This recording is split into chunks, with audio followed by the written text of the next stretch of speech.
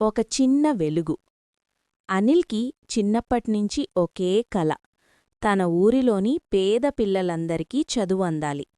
కాని జీవితం అంత సులభం కాదు. తండ్రి చిన్న వయసులోనే చనిపోయాడు. తల్లి కూలిపని చేస్తూ అతన్ని చదివించింది. అనిల్ చదువులో బాగా రాణించాడు. ఉద్యోగం వచ్చాక పెద్ద నగరానికి వెళ్ళాడు.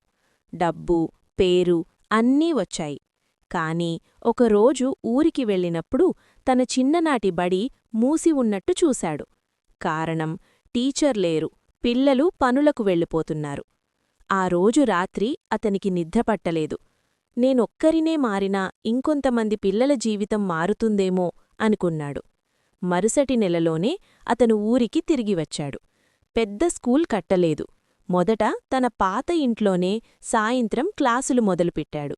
తానే టీచర్, తానే అన్న, తానే స్నేహితుడు. మెల్లగా పిల్లలు పెరిగారు. ఊరివాళ్లు సహాయం చేయడం మొదలుపెట్టారు. ఒకప్పుడు మూసేసిన బడి ఇప్పుడు ఊరిలో వెలుగులా మారింది. ఒక చిన్న అమ్మాయి అనిల్ను అడిగింది, అన్నయ్య, మీరింత ఎందుకు చేస్తున్నారు?